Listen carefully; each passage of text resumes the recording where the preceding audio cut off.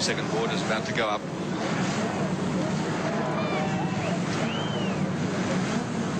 This is nervous time.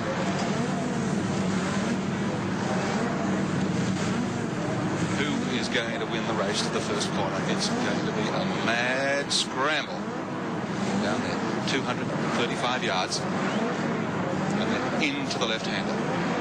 32nd board is out. There's Brock preparing to race like the devil.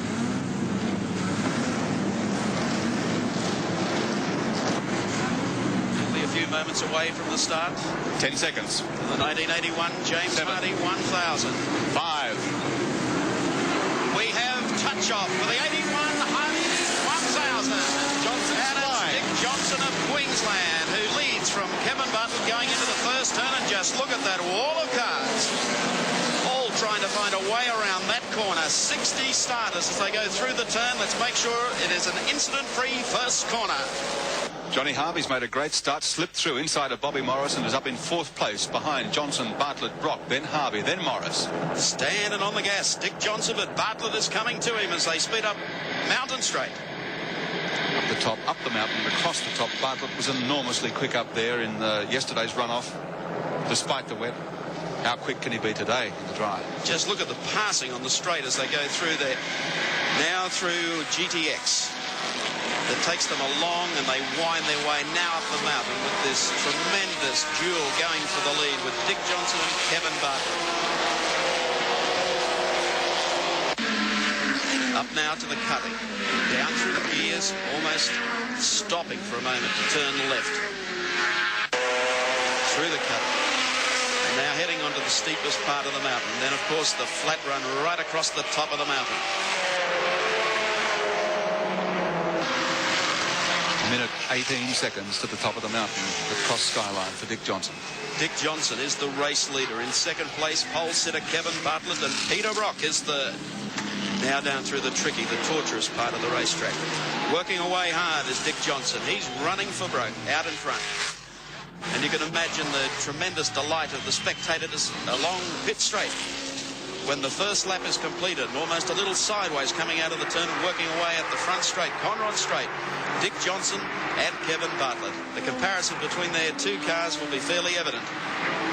Alan Moffat, who lost a little in the opening lap, the big V8s gobbled up Moffat's Mazda, but he's sitting back there in about 12th or 13th position.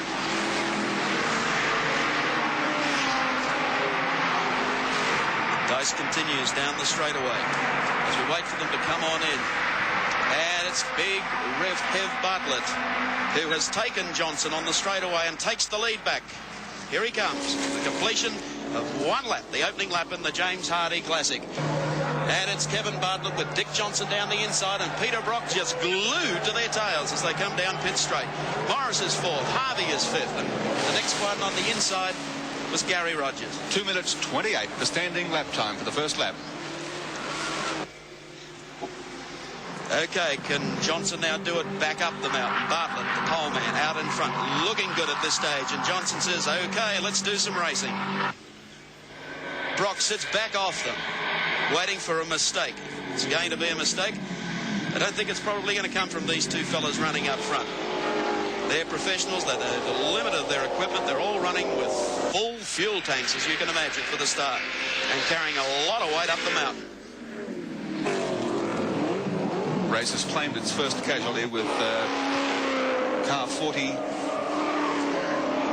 52 rather, car 52, the Holden Story Escort, already off the circuit, being pushed backwards into the pits. Okay, the Camaro goes through. Moffat is there, but come up over the top of the mountain this time. It's still Kevin Bartlett. Glued to his tail is Dick Johnson of Queensland. Brock is third as they swing through now into McPhillamy Park. Morris has taken Harvey and slipped back up to 4th place. Okay, the reaction to this race will be immense at the top of the mountain. 3 big V8s, 3 different type of race cars. From our Channel 7 chopper, you can see them wending their way down through the S's. Morris back there in 4th. 5th is John Harvey. Gary Rogers is 6th. Now, whether Bartlett's car has enough steam in the straights, you should be able to see Johnson led at this stage, but was passed on Conrod Straight by Kevin Bartlett. Peter Brock sitting very, very close indeed to the leaders, and Bob Morris not that far away in 4th place. Winding up down the straight for the second time. Bartlett in front. Johnson slipstreaming. Not enough, I don't think, to pull out and pass. And Brock lying in wait. Well, the Camaro has the legs, and this year it can stop. And that was the difference. Last year it had the legs, but Kev had cardiac arrest every time they got to the end of the straight. Here's Johnson. Now the brake duel. Whoa! Not much between them. There was almost a touch.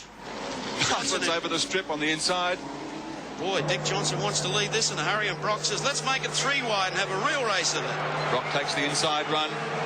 Oh, Johnson's lost out in this battle. Bartlett maintains the lead. Brock is through to second. Okay, Brock is now going to put the pressure on. I think Brock wants to get up there in front and run. Johnson says, hey, I was up there a minute ago. He's going back after it. The comparison of speed along going up the mountain straight between the Ford and the Commodore. Oh, this is desperate stuff. Johnson just has that edge in power up the straight over Brock.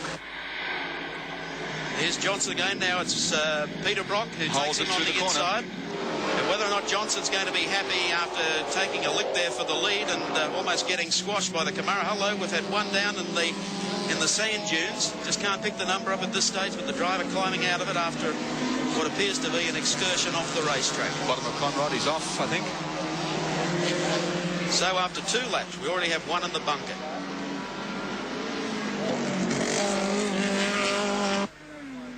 Up over the top of the mountain, Kevin Bartlett.